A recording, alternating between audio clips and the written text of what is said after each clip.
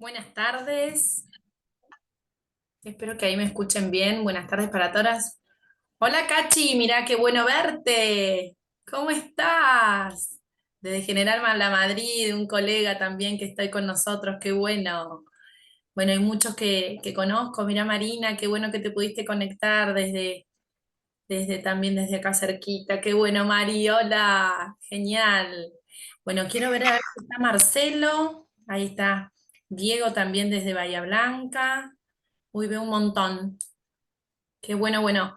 Gracias a todos. Como todos los meses les agradezco por sumarse, eh, por seguir siendo parte de estos Ateneos mensuales desde hace 4 años. Es todo un sacrificio organizarnos, así que muchísimas gracias. Bueno, María, muchas gracias de San Miguel, provincia de Buenos Aires. Vayan contando en el chat de dónde están, dónde nos están viendo. Es buenísimo que nos sumemos. Hoy vamos a hablar un tema que está haciendo auge importante en todo el país. Así que, hola Laurita, ahí te veo. Hola Lau. Eh, que tardé, pero no me podía conectar, no sé, no me podía enganchar Problema. con el No, wifi. si no, no hemos arrancado, estamos esperando. Justito. Yo no lo veo a Marcelo conectado aún, así que vamos a esperar a ver si se pudo conectar.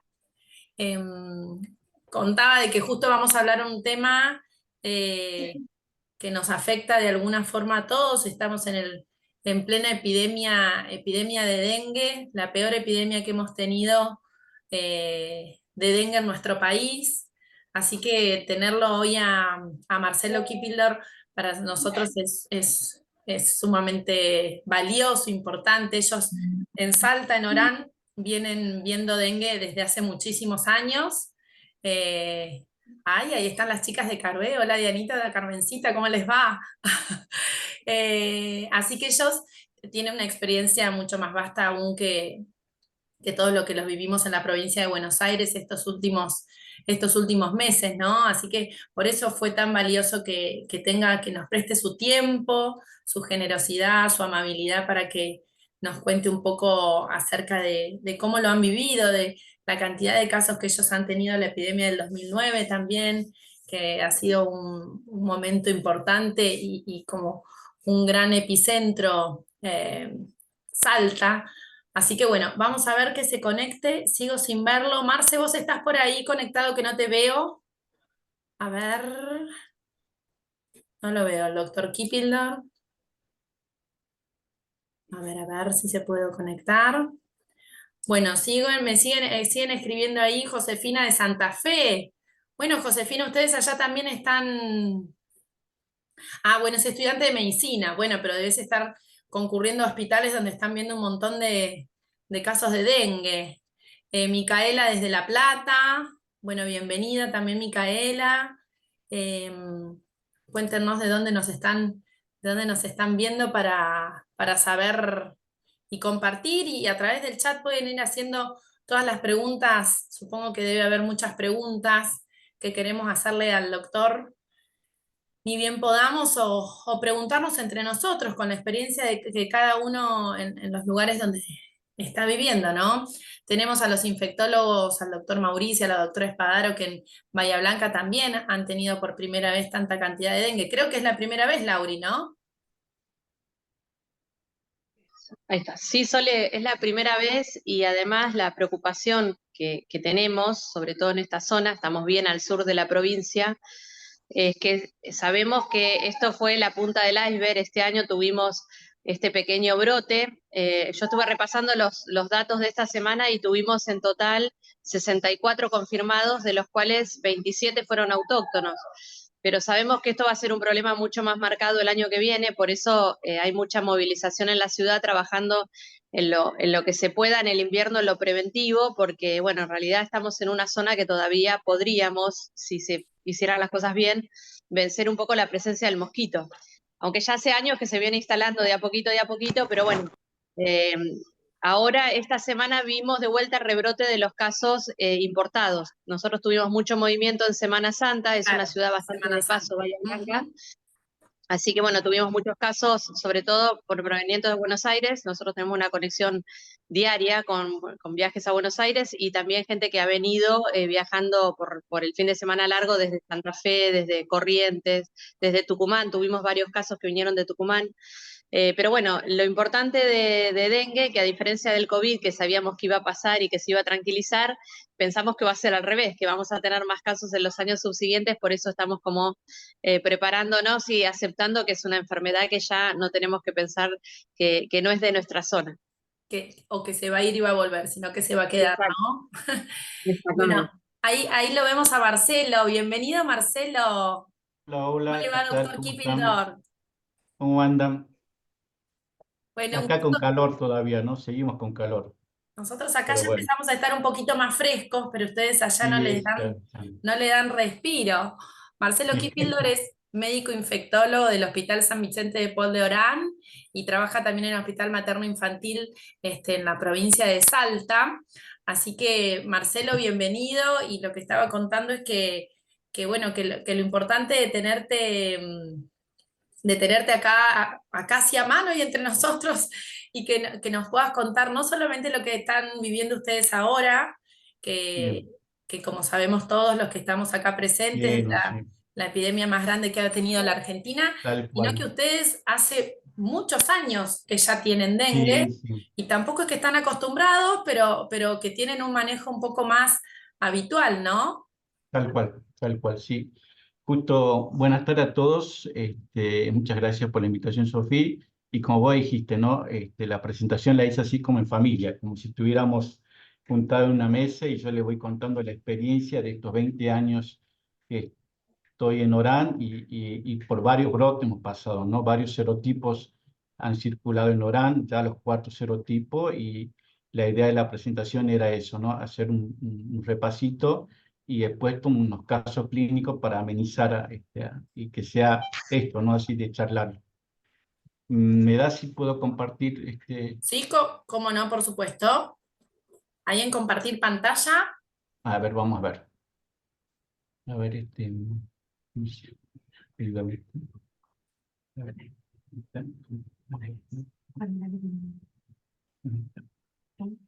y ahí vamos a poner la presentación. Yo estoy acá con Meli, que me está ayudando. Ahí está. ¿Ahí se ve? Perfecto. Sí, sí, lo vemos perfecto, Marcelo. Bueno, cuando digas, largamos, ¿eh? Sí, cuando quieras. ¿Largamos? Ah, bueno. Buenísimo. Bueno, este es mi hospital, el Hospital San Vicente de Paul, y el lado está el Hospital Materno Infantil. El Hospital Materno Infantil hace 2 años que estoy trabajando y el Hospital San Vicente hace 19, 20 años casi que estoy trabajando. Y bueno, ahí le contaba el tema del brote. Un poquito para hacer la introducción y es lo que todos ya sabemos, que el dengue es una enfermedad viral transmitida por las hembras infectadas de mosquito Aedes.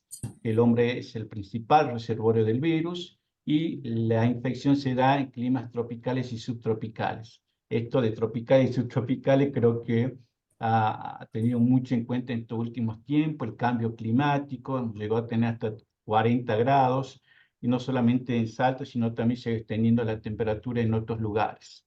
Y hoy, como mismo hablábamos, un brote histórico en la Argentina que implica términos de morbilidad y mortalidad y el impacto económico que tiene cuando uno ve un paciente con virus dengue, ¿no? Toda la familia sufre, son 2 semanas que la familia no puede trabajar, que hay ausencia escolar, o sea, tiene ese impacto social y entra en la gran bolsa de las enfermedades febriles agudas, conocida como síndrome febriles agudo inespecífico, y a sabiendas que el 80% son asintomáticos, es decir, que lo que nosotros vemos son un 20%. Imagínense la cantidad de pacientes que no vemos y que están en forma asintomática. Bueno, un poco para contarle de dónde vengo, que toda la zona norte de Salta y que por la ciudad esta de Pichanal pasa el trópico de Capricornio y eso la hace exclusivamente de clima tropical y subtropical, ¿no? Y obviamente que no solamente tenemos dengue, tenemos hanta, tenemos leptospirosis, rickettsioses, leishmaniasis, o sea, todas las enfermedades tropicales juntas en lo que es esta zona. Y obviamente que este es San Ramón de la Nueva Orán, que tiene 140.000 habitantes, y en la presencia del vector de Aedes aegypti en estos tiempos que yo estuve, en los cuales, como le comentaba, ya circularon los 4 serotipos, y esto obviamente nos lleva a prepararnos cada año frente a esto que va pasando. Este es un hospital, es el hospital de cabecera, porque es como un hospital embudo donde vienen diferentes localidades, y es más, viene gente de Bolivia también, porque estamos a 30 minutos de Bolivia, así que se hace que la consulta sea mayor todavía. ¿Y cómo nos preparamos? Bueno, siempre uno debe tener en cuenta que estos brotes que se van haciendo cada año, uno debe elaborar un plan de contingencia, pero conociendo lo que son las fases de la epidemia de dengue. Cuando hablamos de una fase cero, es que solamente tenemos el vector, pero no hay transmisión viral. La fase 1 es cuando ya tenemos el alerta de brote de dengue, donde hay un caso autóctono. Y lo que tenemos que hacer es mitigar el riesgo de transmisión, haciendo la vigilancia de cuadros febriles agudos, todo lo que significa el control del descacharrado. Cuando ya estamos en la fase 2, que es lo que está pasando ahora, ya tenemos que mitigar el impacto de la epidemia que está pasando. Es decir, que tratar de los sistemas de salud, de contener a toda esa población que nos consulta por un cuadro febril agudo, y a la vez también entender la lucha contra el vector con los usos de adulticidas, que son la parte de la fumigación. Y la fase 3, que es la que todos deberíamos estar haciendo ahora, que es la fase posepidémica, que es aprender de lo que nos ha pasado para ver y mejorar la capacidad de respuesta en el sector salud, ¿sí? Entonces, teniendo en cuenta esas 4 fases, vamos a ir viendo.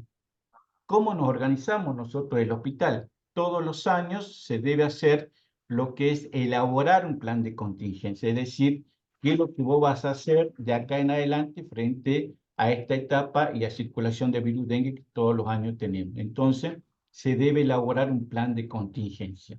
Ese plan de contingencia para nosotros comienza el 1 de noviembre y termina el 31 de mayo, que es donde la época de calor y el control del vector y la aparición obviamente de enfermedades febriles agudas. Segundo, se debe capacitar al equipo de salud. Esto es muy importante también para que todos manejemos el mismo vocabulario frente a un paciente con cuadro febril agudo. Es decir, qué es lo que vamos a hacer, cómo va a estar, cómo se va a presentar. Y sobre todo hacer la vigilancia de cuadros febriles agudos en específico. Es decir, cuando nosotros empezamos a aumentar la demanda de cuadros febriles agudos específicos, ya tenemos que ver qué es lo que está circulando en nuestra región. Elaborar un algoritmo pre-brote, un algoritmo cuando estamos en la etapa de brote. Y le pongo los ejemplos. Entonces, esto que uno debe tener y elaborar, sobre todo debe capacitar al sector salud, teniendo en cuenta estos algoritmos que son importantes. Entonces, se abre estos famosos consultorios de febriles, que ahora se recuerdan que en COVID había hecho comunidades febriles. Bueno, nosotros ya tenemos consultorios febriles del año 2009, que consiste justamente esto en buscar los cuadros febriles agudos, teniendo, si estamos en etapa prebrote, haciendo un algoritmo que sea la sospecha del cuadro febril agudo, ver si tiene la epidemiología positiva para virus dengue, hacer un examen clínico, solicitar un hemograma y ver si tiene leucopenia, plaquetopenia y estado de hemoconcentración. Uno deberá pensar que está aproximándose virus dengue a la ciudad. Y ya está en la etapa brote, ya cuando se ha instalado, tratar de que esos pacientes tengan un buen triaje en la atención médica, es decir, aquellos pacientes que deben ir al centro de salud, aquellos pacientes que deben estar internados y aquellos pacientes que deben ir a una unidad de cuidados críticos, para lo cual se debe divulgar todas estas acciones relacionadas con salud, conocer bien el cuadro de la infección por virus dengue y hacer el hincapié de los signos de alarma. Esto es muy importante, los signos de alarma que nosotros como equipo de salud, por eso la charla, como me decía Sofía, iba dirigida a todo el equipo de salud. Tener en cuenta esto es muy importante porque son los signos de alarma que vamos a permitir que ese paciente no fallezca por virus dengue. Vómitos persistentes, irritabilidad, dolor abdominal, acumulación de líquido y sangrado de mucosa. Y se agregaron 2 más, que es lo que nos contaba la gente del Muniz, hipotimia e hipotensión postural.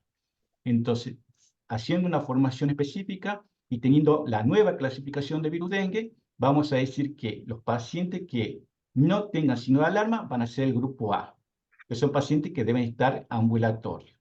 Los pacientes que tengan los signos de alarma son los que van a ir a la unidad de internación, sobre todo sabiendo que los signos de alarmas aparecen justamente cuando desaparece la fiebre, y hay que tenerlo en cuenta porque son grupos importantes que uno debe internar y sobre todo debe hidratar.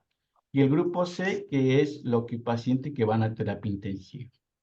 Entonces, es así más o menos como nosotros nos movemos casi todos los años, teniendo una persona que se encarga de hacer el triage, entendiendo que en dengue no hay ninguna antiviral, sino que la hidratación es muy importante, que el paciente se mantenga hidratado, y si está en la parte ambulatoria, va a seguir el consultorio de febriles, que se debe evaluar día a día, porque el cuadro por virus dengue puede cambiar de un día para el otro, un día puede estar bien, el otro día puede hacer algún compromiso hemorrágico, alguna extravasación plasmática, y sobre todo nosotros le damos esta cartillita al paciente como para que tenga anotados los signos de alarma, qué debe hacer, qué no debe hacer y cuándo volver a la consulta. Esto nos permite que el paciente tenga un buen triage y sepa cuándo volver, y sobre todo tenga esto de los signos de alarma. Cuando ya aparecen los signos de alarma, se hacen las internaciones, que son pacientes que ameritan internación porque pueden tener un riesgo de sangrado, alguna complicación. Eso ya van a la unidad de dengue. Y el grupo C, que son pacientes que van a la unidad de terapia intensiva, que van a requerir mayor cuidado crítico. ¿Bien? Bueno, entonces eso es más o menos cómo nosotros trabajamos. Vamos un poquito ahora al tema de los casos clínicos. Como ir viendo un poquito de cada uno, yo le voy contando de cómo se trabaja. ¿Ah? La primera está relacionada con las embarazadas. Las embarazadas que nosotros vemos durante un brote de virus dengue son vulnerables, también aparece el virus dengue. Y esta es una mujer de 28 años de edad que cursaba un embarazo gemelar de 28 semanas y que consulta por presentar vómitos, dolor articular y fiebre. Entonces, este grupo vulnerable son pacientes que uno debe controlar porque cambian totalmente a lo que nosotros decíamos en signo de alarma. Estos pacientes se deben internar. Esta mujer, fíjense en cómo la plaquetopenia que ha ido bajando de 147 hasta 107.000, luego nos dio positivo el NC1 para virus dengue, y es una población que debe tenerse en cuenta. Entonces, cuando hablamos de dengue y embarazo, debemos saber que estas pacientes deben constituir un motivo de internación, se la deben internar para un seguimiento más estricto. Por ejemplo, si tiene fiebre, pensaremos en infección urinaria, pero también pensaremos en virus dengue. Si tiene hemorragia, pensaremos en hemorragia del primer trimestre, del segundo trimestre, tercer trimestre, pero también pensaremos en dengue. Si tiene una contracción, va a decir, no, es un dolor abdominal, pero también puede ser un dolor abdominal de virus dengue. Si tiene un exantema, puede ser la colestasis del embarazo, pero también puede ser la reacción alérgica a cualquier medicación, pero puede ser un exantema por virus dengue. Ahí está. Y si tiene prurito, era esto, la colestasis del embarazo, que muchas veces puede consultarnos y ser prurito de la infección por virus dengue. Como ustedes ven, embarazada siempre es un grupo de riesgo, sabiendo del binomio madre-niño que debe internarse, sobre todo para evitar las complicaciones que pueda tener el bebé y justamente ella, porque puede repercutir en cualquier trimestre del embarazo. ¿Bien? Y lo otro que suele ser muy frecuente es el síndrome de HELLP, que también se lo relaciona con estos cuadros por virus dengue y hay que tenerlo presente. Bien. Así que, Tener en cuenta, perdón que te sí, interrumpa, pero siempre las embarazadas, siempre las tenemos que internar.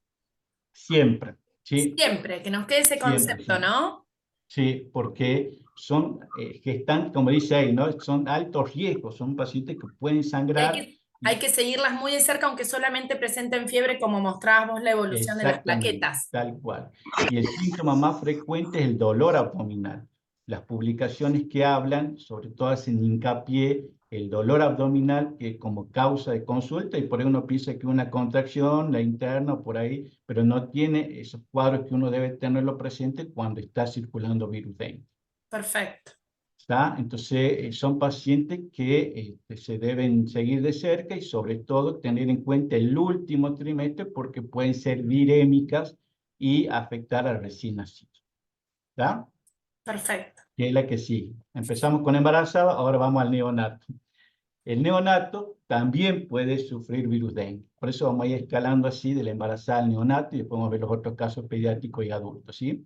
Este caso neonatal nos tocó de un niñito y un bebé que la madre tenía positiva para el virus dengue y el niño nace con buen estado general, todo, pero ¿qué es lo que pasa? Al cuarto día, este niño empieza a tener síntomas de virus dengue y se interna, hace un cuadro de dificultad respiratoria con requerimiento de oxígeno y el diagnóstico diferencial que uno debe tener en el dengue neonatal o el dengue de transmisión vertical es la sepsis neonatal. Entonces el diagnóstico diferencial debe ser en ese sentido. Bueno, en este caso, este niñito, su mamá había estado virémica y hubo esa transmisión vertical de virus dengue al recién nacido. El niño permaneció con oxígeno, fíjense en que en algún momento tuvo hasta 59.000 plaquetas y no hizo falta de transfusión, solamente seguimiento y el control día a día, que es muy importante cuando hablamos de estos niñitos con cuadro de virus dengue por transmisión materna. ¿Bien? Entonces, dos palabritas de transmisión no vectorial. La transmisión no vectorial está relacionada con la embarazada que puede transmitir a su bebé virus dengue y que tiene que ver 12 días antes de haber cursado la infección y luego ese niñito hasta 10 días puede ser, digamos, el stop que uno debe tener cuando uno sospecha transmisión vertical. Y la transmisión vertical, que en realidad está muy poco estudiada, pero hay muchas publicaciones que hablan que pueden ocasionar de aborto, bajo peso al nacer, hasta microcefalia, los cuadros que en la repercusión del recién nacido puede tener cuando una embarazada, digamos, transmite virus dengue a su niño. ¿Bien? Pero ¿qué sabemos de transmisión vertical? Se sabe que en áreas endémicas es muy frecuente y muchas veces se lo relaciona con la amenaza de parto prematuro, con el bajo peso al nacer o por ahí aborto espontáneo, es decir, que está relacionada justamente con el cuadro de virus dengue. Es decir, cuando nosotros vemos estas pacientes es muy importante controlarla porque puede haber riesgo de transmisión vertical. Lo que sabemos que los serotipos DN1 y DN2 son los que tienen más riesgo de transmisión vertical. Y la transmisión vertical ocurre generalmente más frecuente en la última etapa del embarazo porque el sincitio trofoblasto es mucho más finito, entonces hace más viable que pase virus dengue y ocurra la transmisión vertical al recién nacido. Nosotros en el año 2009 hemos tenido ya 2 casos de transmisión vertical de virus dengue y que eran exclusivamente con manifestaciones neurológicas. Fíjense lo que es el neurotropismo de virus dengue en la transmisión vertical. Y el año pasado, con el gran brote que hemos tenido, tuvimos 7 casos de niños con transmisión vertical. Este trabajo lo presentamos en SADI, donde obviamente el diagnóstico de los recién nacidos eran por antígeno NS1 y PCR positiva, y fueron 7 casos. La mayoría venían de una localidad llamada Las Lajitas, uno era de Orán y otro niñito era de Bolivia, por lo que le contaba esto que tenemos cerca a Bolivia. 5 niñitas de sexo femenino, un niño en la presentación de formas asintomáticas y después rash, cuadro de estrés respiratorio y el cuadro febril para los 6 niñitos que habían dado positivo para virus dengue. Después, lo inicio de los síntomas, algunos niñitos presentaron al nacer y como el caso clínico, el otro niñito presentó a los 5 días. Por eso esos niñitos deben seguirse de cerca cuando uno sospecha de transmisión vertical, porque hay que controlarlo por lo menos hasta 14 días. El diagnóstico fue por PCR y por NC1 y 207 niñitos presentaron serotipo 2, los 100 niñitos, el 100% de niñitos presentaron plaquetopenia. Los niñitos fueron internados y tuvieron buena evolución. ¿Bien?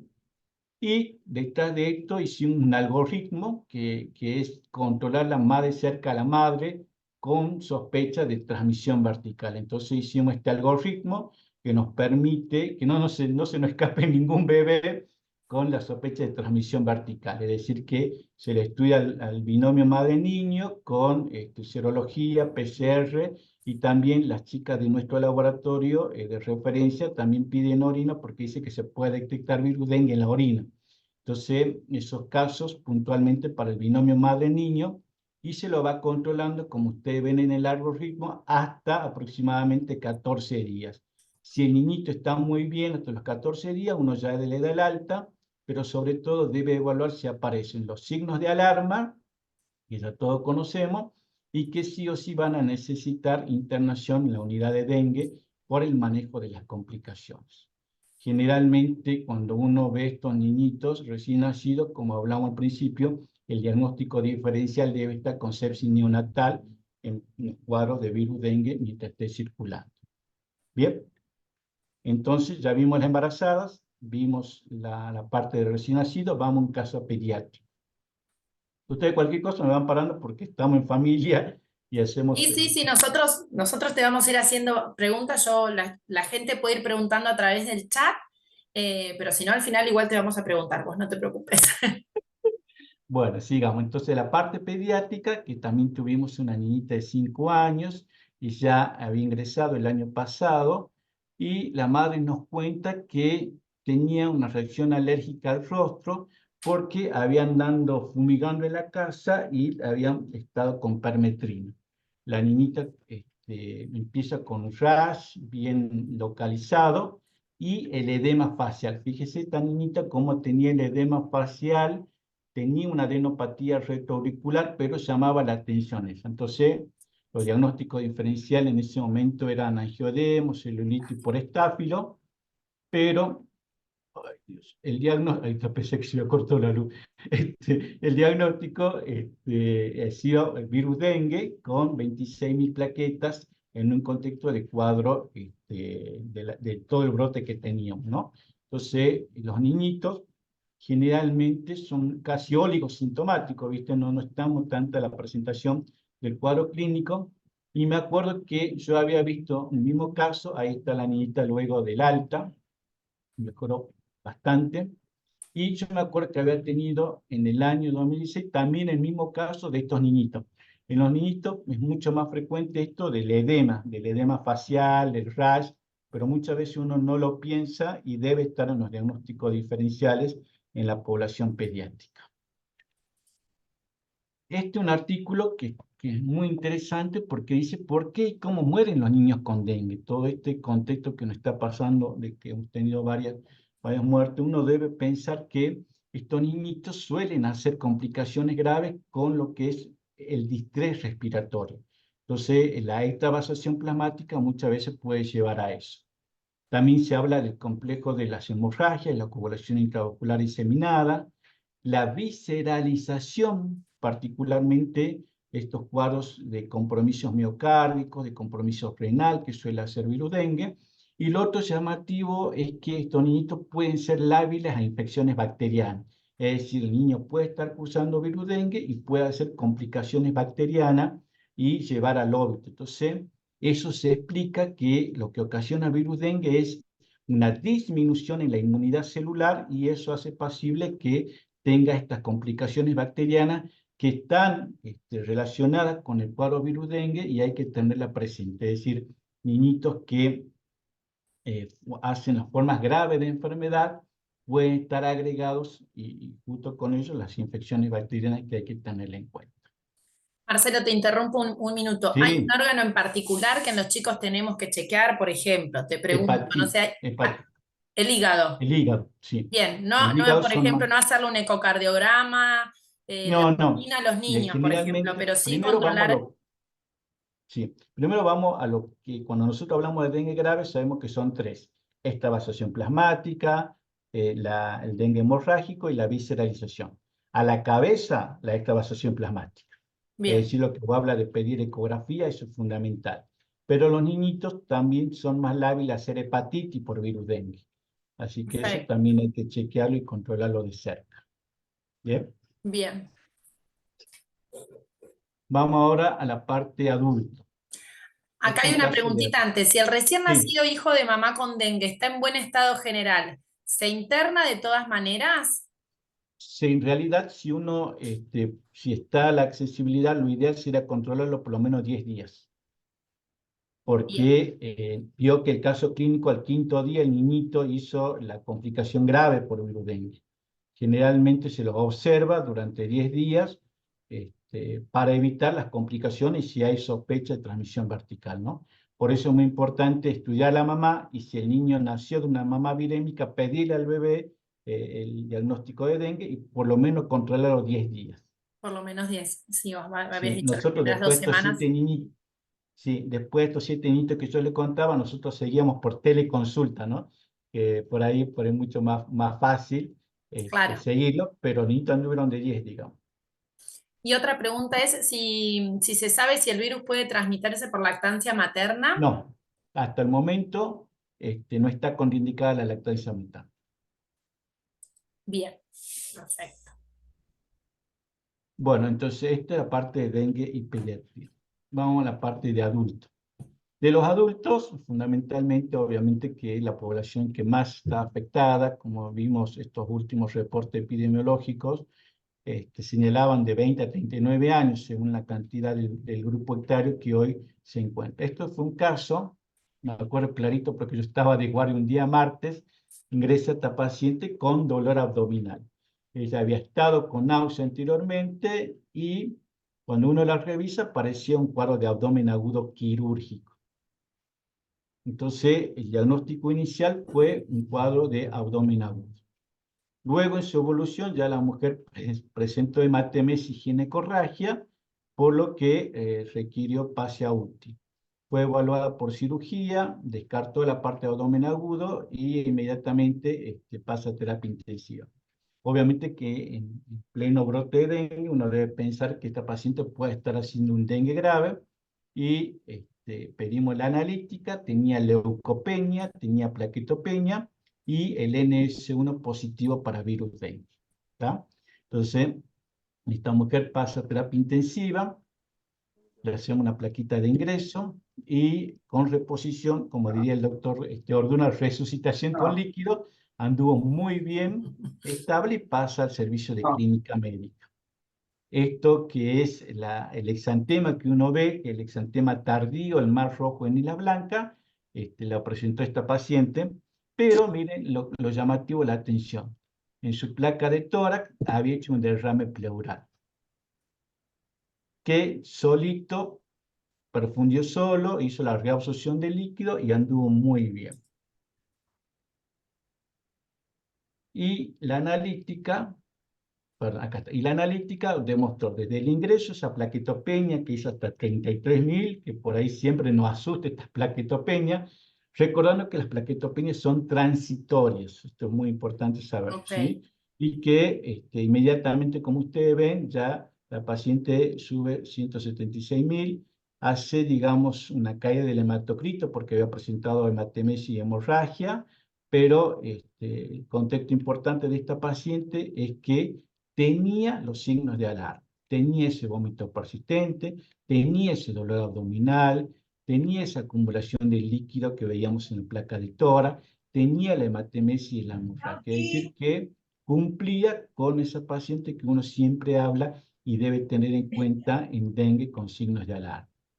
El dolor abdominal, ya todos sabemos que es un dolor referido al epigatio, que hay como una extravasación plasmática, que muchas veces puede simular una colecistitis aguda, ojo con eso.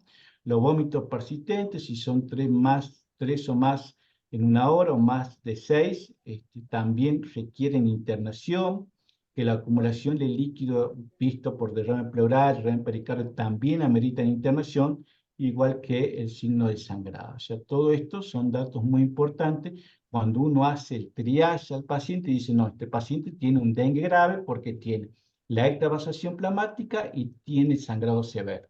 Entonces, ¿cuál es la conducta? Terapia intensiva. ¿Bien? Perfecto. Bueno, y este es el último caso de la semana pasada que tuvimos acá en nuestro hospital, que es una pacientita que está embarazada y consulta porque tenía dolor de espalda, había hecho un cuadro febril y una paciente muy interesante porque ella ingresa con todo el cuadro clínico de dengue, ¿sí?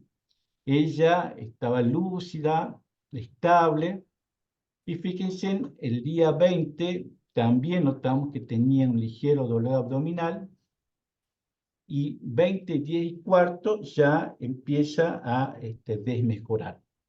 Ella tenía un sedimento urinario compatible con una pielonefritis, un sedimento patológico, entonces se la internan como si fuera una infección urinaria. Pero el 20 a horas 2 y 12, como dice ahí, empieza con un cuadro de excitación. Inmediatamente la niña hace desorientación temporoespacial y pasa a terapia intensiva. Como nos cuentan los chicos de terapia, la chica hacía posición opistótono, entonces la interna, se hace un ataque cerebral donde se observa una hipodensidad difusa frontal, se logra hacer una punción lumbar donde es el líquido claro. Ella entra a terapia intensiva y fíjense la analítica.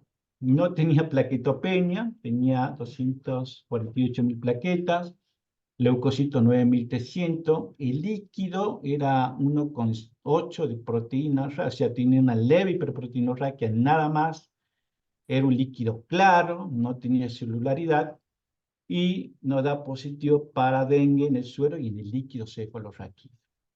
O sea que esta pacientita presentó una meningoencefalitis por dengue. Y lo otro, como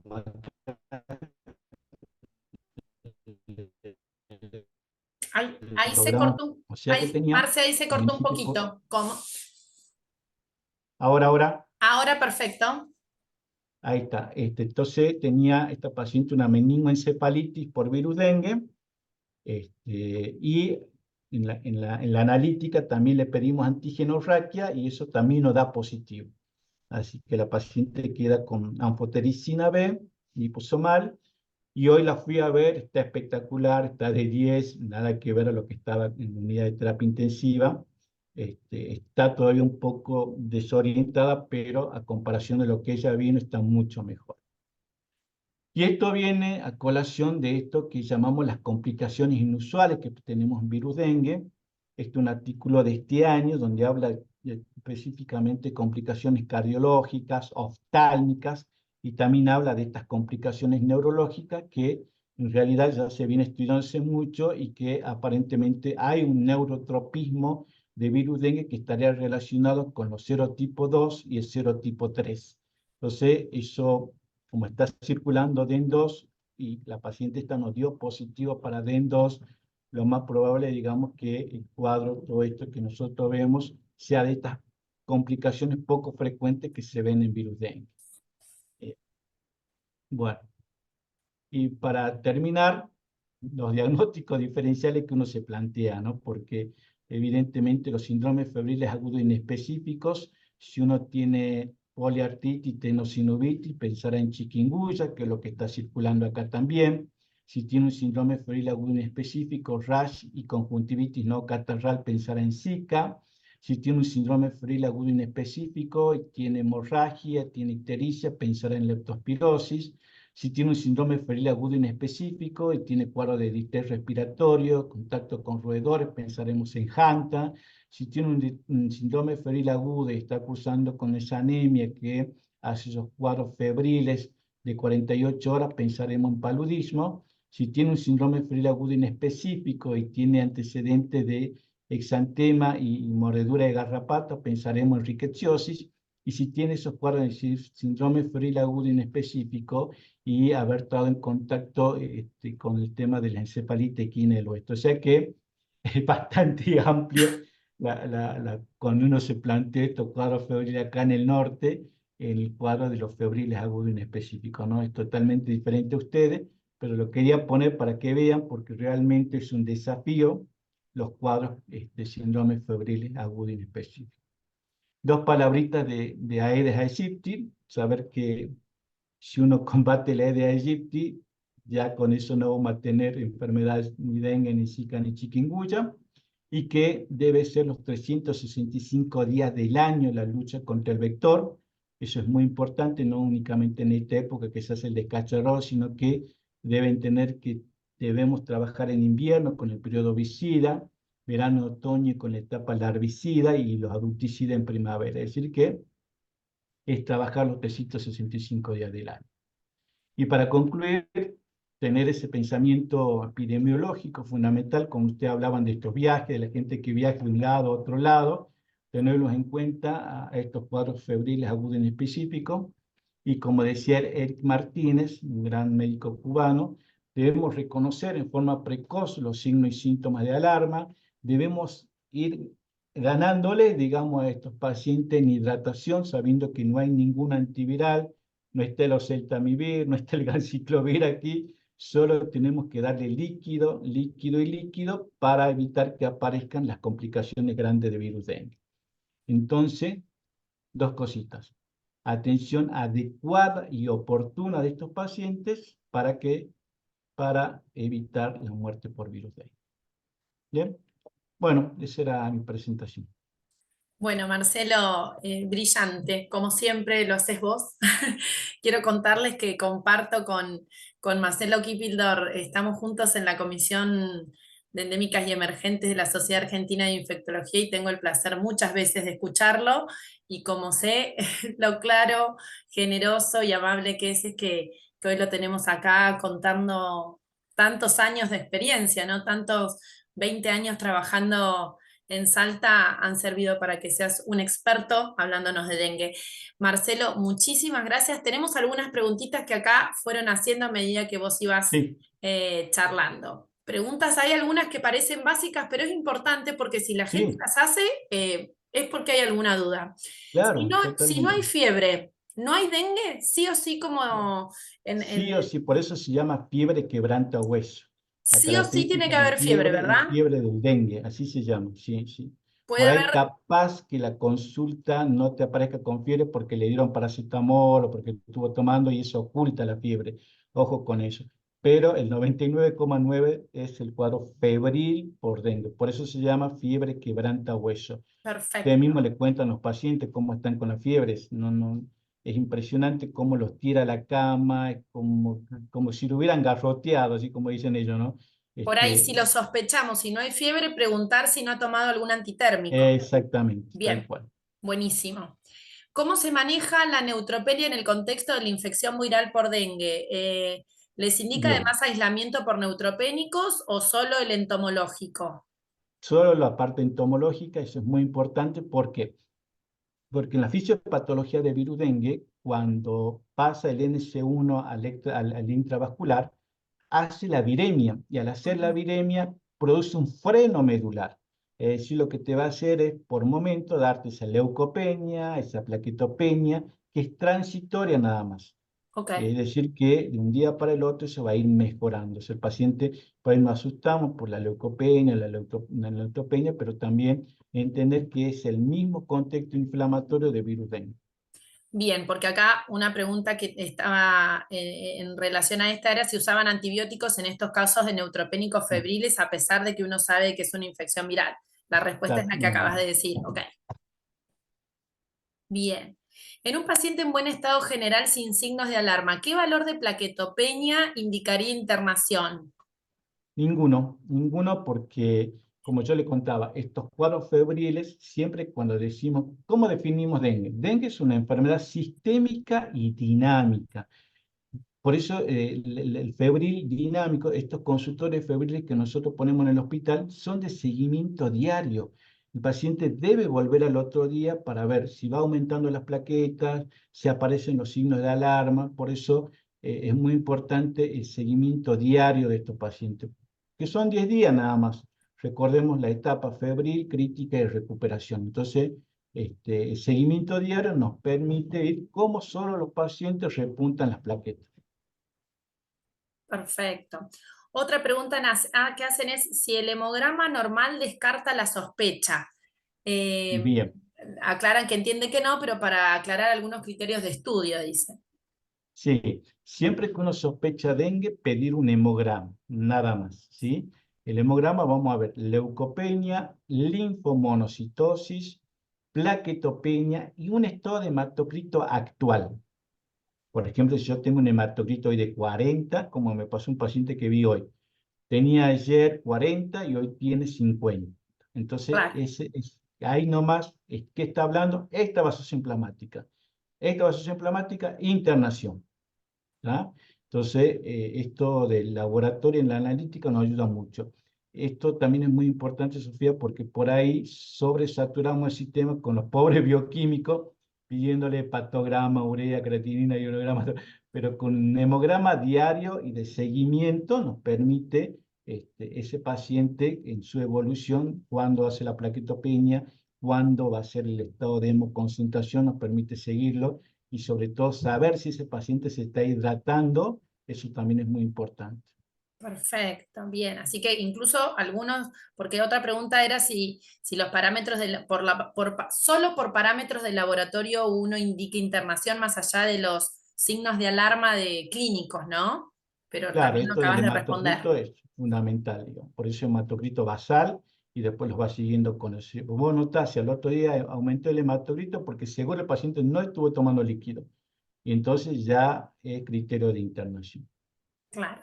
Acá Celeste Farías pregunta, en Cava, en Ciudad Autónoma y Provincia de Buenos Aires, se están viendo muchos cuadros de neumonías graves bilaterales posterior a unos 14 días del dengue, o sea, 14 días post-dengue. Si ustedes Mm. han tenido un poco de la coinfección, ¿no? De la Sí, sobreinfección eso por un bacteriana que lado. contabas. Sí, tal cual. Eso puede estar relacionado con la sobreinfección bacteriana. Y lo otro que también no he logrado tocar, pero así como está el síndrome post-COVID, está el síndrome post-dengue. Y ese síndrome post-dengue muchas veces quedan pacientes con su alteración en la inmunidad. Entonces pueden ser pasibles a cuadros respiratorios o infecciones bacterianas agregadas. Pero esto lo van a haber seguido porque evidentemente fue un brote histórico y vamos a tener pacientes que van a quedar secuelar con artralgia, con mialgia, con dolor de cabeza hasta 6 meses. Ojo Ok, con eso. hasta 6 Nosotros hicimos un meses. trabajo en el 2014 de un síndrome post-dengue en un centro de salud.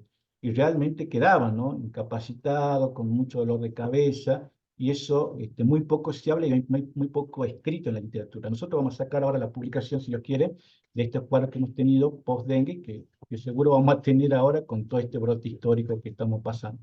Ujú, sin duda, así que seguimos ahí después aprendiendo con lo que ustedes escriban.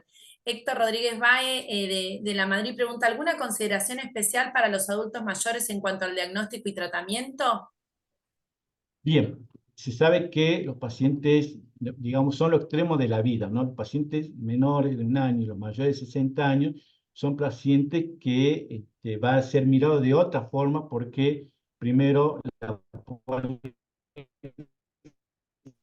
farmacia del paciente que tiene varias comorbilidades en sí, que hay que tenerles en cuenta, y sobre todo son más probables que hagan dengue grave, es decir, aquellos pacientes que tengan diabetes o que tengan hipertensión. Por ejemplo, la diabetes cuadriplica el dengue grave.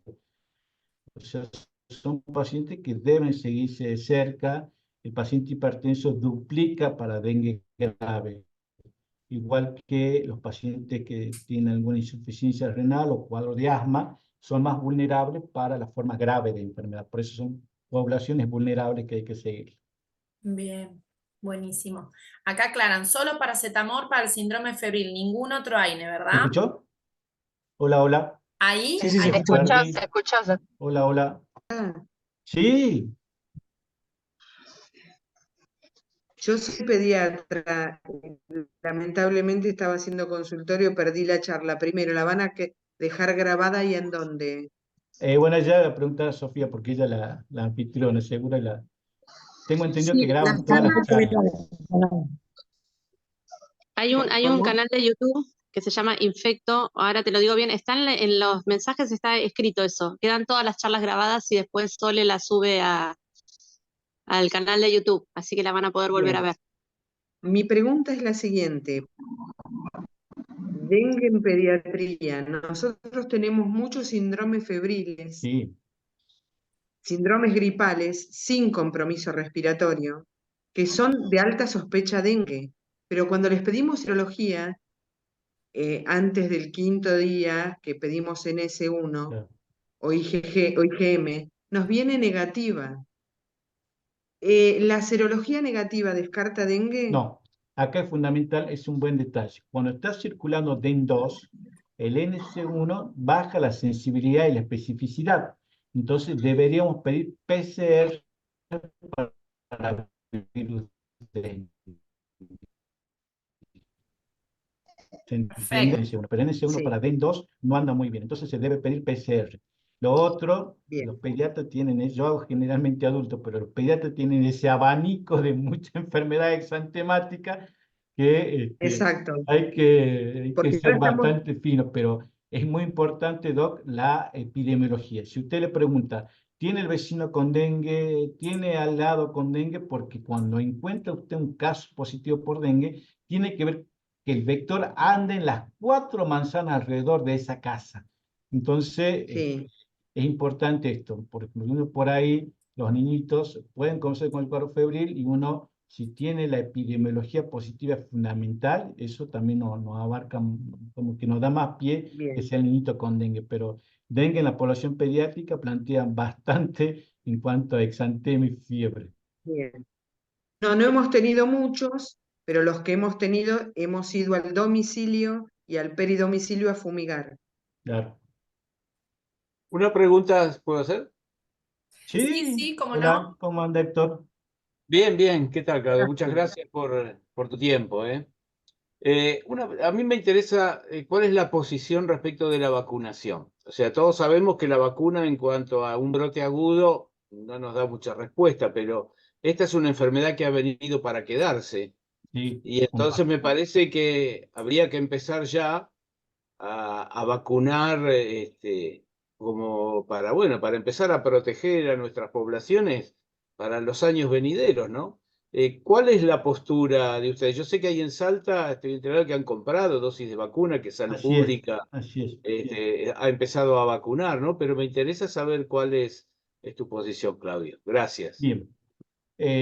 Primero, entender que la vacuna es entender que la vacuna es una herramienta más a la estrategia de gestión integrada, ¿se entiende? O sea, podemos vacunarnos, no hay ningún problema, pero el vector va a seguir y puede también contagiarnos chikungunya y Zika, que hasta el momento no hay vacuna. Entonces, uno debe entender que la vacuna es una partecita de todo lo que debemos hacer para cuidarnos de dengue. Particularmente, obviamente, soy pro vacuna y esto, como vos dices, el dengue vino para quedarse y vamos a seguir teniendo estos brotes. Recordar que el año pasado, todo el año tuvimos virus dengue. No hubo ningún mes que en ninguna provincia no haya tenido caso de virus dengue. Entonces, todo este año, el año pasado nos siguió, pero entonces creo que plantear la vacuna como herramienta de prevención muy buen en estos tiempos que nos toca vivir. Lo otro, saber que como toda vacuna evita las formas graves de enfermedad, ¿sí? Va a evitar que no sature tu sistema de salud, va a evitar hospitalizaciones, todo lo que implica en cuestiones de dengue grave. Así que sí, y nosotros acá en Salta ya empezaron a vacunar, sobre todo en los lugares endémicos que son Tartagal, Orán y parte de Rivadavia, con muy buena aceptación de la vacuna. Ningún ESAVI, ya llevamos vacunando 700 pacientes y ninguno presentó ni siquiera dolor, digamos, en el sitio de la inyección, que suele presentar muchas veces cuando hablamos de vacuna, pero hasta el momento viene bien. Se fue después ampliando, Héctor, las vacunas para los docentes, para los de seguridad, ahora se está vacunando personal de salud, así que evidentemente va a ir muy bien. ¿Y el grupo etario es entre 4 y 60 o están teniendo alguna Exactamente, experiencia con indicada la adultos vacuna de mayores? 4 años en adelante, eso fue aprobado por la ANMAT para la Argentina. Vos Sí, vas a no, leer en no otros tenemos límite, países, ¿verdad? En Claro, Argentina claro, no hay otros límite a países diferencia de ponen de Europa. 40 a 60 años, ¿viste? Pero el ATMAT permite de 4 años en adelante. Bien, o sea que para los adultos mayores se puede hacer. Se podría colocar, y ¿sabes qué, Héctor? Sobre todo, viste la gente esta que se nos está muriendo por dengue, el tema de las conmovilidades, los diabéticos, los hipertensos, que son, digamos, poblaciones de riesgo para virus dengue. Cuando uno ve la literatura, le dice por qué, y bueno, el contexto de la diabetes, ser un paciente panvascular y saber que esto también, el dengue es una vasculopatía, por decirlo, es una endoteliopatía, también tiene mucho que ver con todo esto, así que este, particularmente para la vacuna soy a favor. Marcelo, Estamos hablando de la Qdenga, perdón. ¿no? Cudenga, sí. Yo quisiera comentar algo y preguntar a la vez en relación a esto. Yo estoy hablando de Corrientes, hago infectología infantil, pero nos consultan mucho la gente de adultos y los amigos médicos. Y una de las preguntas por ahí es, hay padres de 80 y de 90, porque hay padres añosos, que son los que por ahí requieren la vacuna dentro del grupo de médicos que van a comprar. El planteo por ahí es, a mí me parece que no pasa tanto por la eficacia como por la seguridad, la inquietud del médico de aplicarla. Pero uno de los planteos de los gerontólogos es una persona añosa, deshidratada, en cama, con trastornos, digamos, de sensorio, este, que no se alimenta, que pierde masa muscular, que se para, se cae, se rompe la cadera, vuelve a estar en cama, hace una trombosis venosa y se muere o se complica en una neumonía. Poniendo todo ese tipo de cosas en la balanza, si realmente uno se sentiría un poco más cómodo indicándola en ese tipo de grupo etario, porque ya no estamos hablando de inmunosupresores, sino inmunosenescencia. En esencia, claro.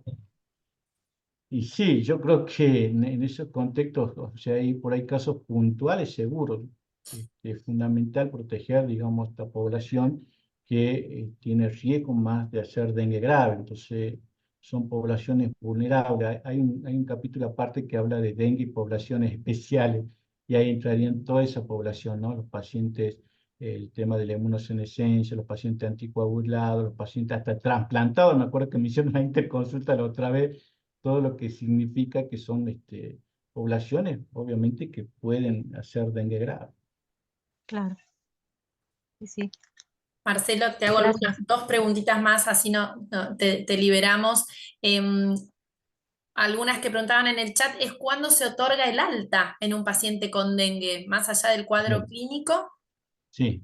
Bueno, entonces, obviamente que si uno ocupa el cuadro clínico, vamos a tener el hecho de que el paciente tenga el exantema tardío, que nosotros hablamos, el mar rojo en isla blanca, que aparezca el prurito, es un buen parámetro que el paciente va a ir mejorando, y por lo menos se dice 10 días la parte clínica.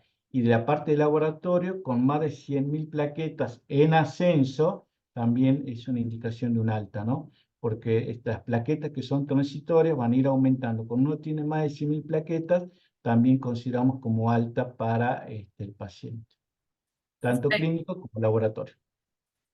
En el caso que no haya control diario o cada 2 días del laboratorio, preguntan, ¿qué día de la enfermedad es el importante para ese control de laboratorio? Acá hacen la pregunta, ¿el quinto día? Sería, no hablemos tanto del quinto día, hablemos cuando desaparece la fiebre. ¿Por Ok, qué? Porque estamos teniendo cuadros hasta séptimo día de fiebre, cosa que no lo veíamos antes, ¿no?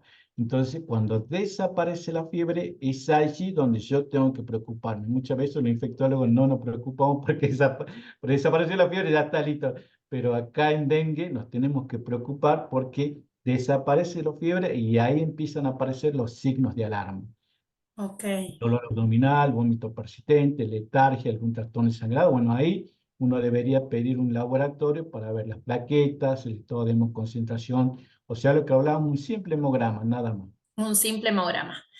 Acá refiere Soledad Frola, epistaxio gingivorragia leve autolimitadas. Es un criterio de internación, dice que en una publicación de SATI indican que no se debe tomar como signos de Claro. alarma. No, porque son pacientes que te van a hacer lo que hablamos un poquito. Cuando termina la etapa febril, hay 3 caminos. Los que no van a volver a la consulta y que mejoraron bastante y que son un 80% de esos pacientes. Lo que van a hacer manifestaciones leves, ahí entrarían estas epistasis controladas, la gingivorragia que uno la puede controlar. Y luego sí, lo que van a hacer, sería la tercera flechita, lo que van a hacer dengue grave. Ahí sí son esos pacientes que van a requerir control. Por eso es muy importante cuando nosotros hablamos, así como se implementó la unidad de febriles para COVID, también debería implementarse la unidad de febriles para dengue, porque el diario seguir de estos pacientes nos permite hacer un buen triage, no saturar un sistema de salud, pero también saber qué pacientes van a requerir internación. Perfecto. Acá Pedro Pesac, que nos ayuda siempre para poner estos webinars en Antibiotic App. Muchas gracias, Pedro, como todos los meses te lo agradezco. Dice que personalmente ha visto varios pacientes con alteración del hepatograma posterior a la recuperación clínica. ¿Algo para decir, Marcelo, de ese evento? Sí, sí, dentro de lo que nosotros hablamos de la visceralización, el hígado es uno de los órganos más afectados cuando hablamos de el compromiso de virus dengue. Nosotros hemos llegado a tener hasta 5.000 de transaminasa Uf, y control clínico, nada más. Ni tocarlo, nada de nada. Solito va resolviendo. Por ahí nos asustamos por tantas transaminasas, pero el control clínico día a día. buenísimo.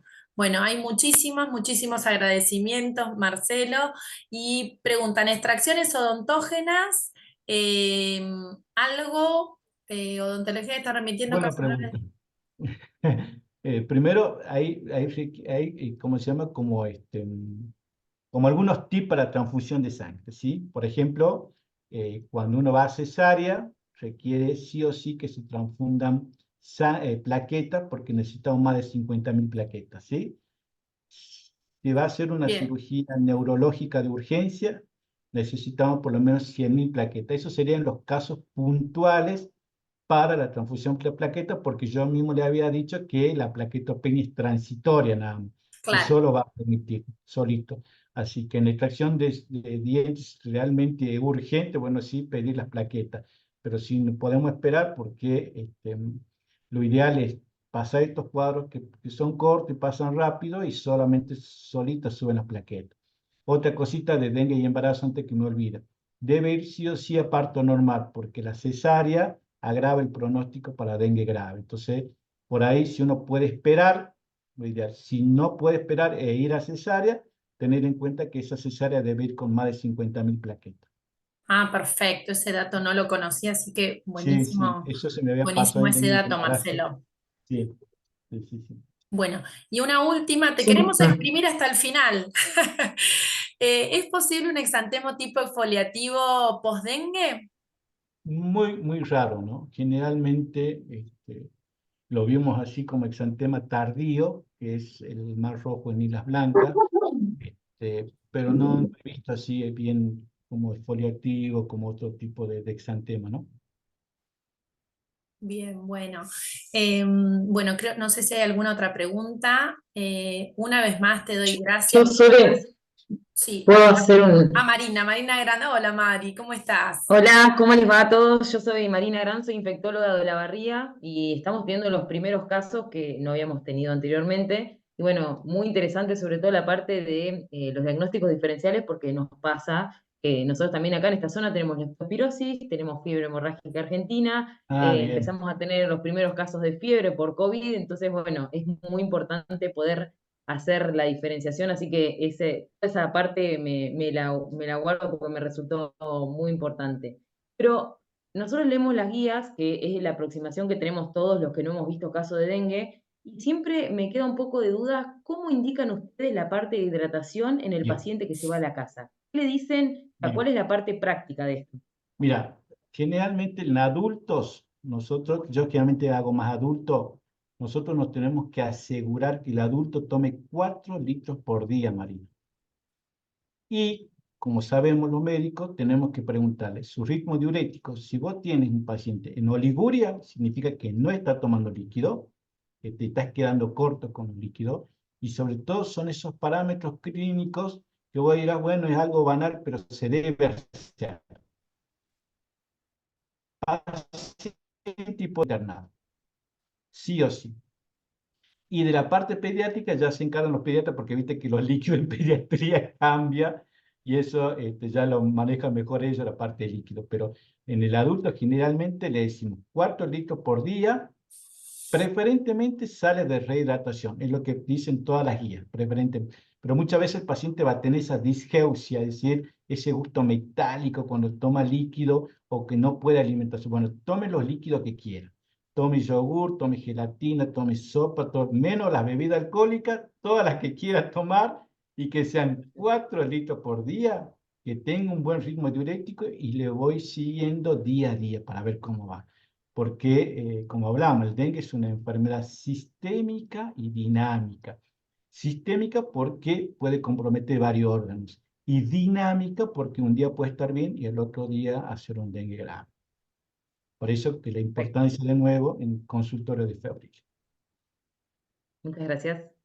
Yo le decía hasta 3 litros, me quedé corta, Marcelo.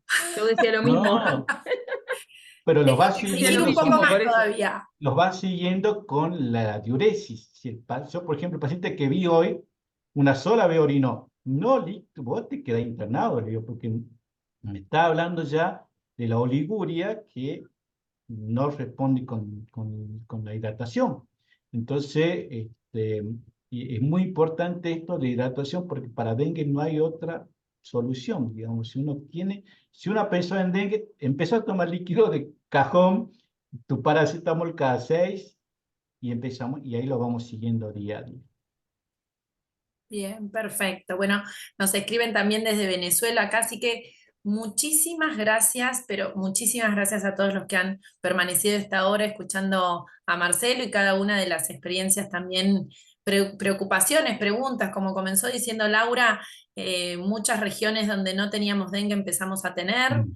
En Bahía Blanca ya es autóctono, yo estoy en Coronel Suárez, todavía no lo tenemos autóctonos, pero es cuestión de tiempo. Esto lo vamos a tener instalado acá, así que nos sirvió muchísimo, muchísimo tu experiencia, Marcelo, y te agradezco por este tiempo. Sé que estás trabajando, así que muchas, muchas gracias por el tiempo que nos brindaste a todos, ¿eh? Y muchas No, gracias para a mí, todos y cada uno de los que están conectados. Recuerden que está en Antibiotic App el link para unirse al canal de YouTube y pueden mirar no solo esta, sino todas las otras charlas que hemos tenido anteriormente. Y bueno, los esperamos el próximo mes hablando un poquito de rabia. También es otra desatendida que tenemos en el tintero. Así que el próximo mes en mayo nos vamos a comunicar de nuevo. Muchísimas gracias a todos por su atención. muchas gracias, un gusto. Gracias, Marcelo. Buenas noches para Hasta luego. todos.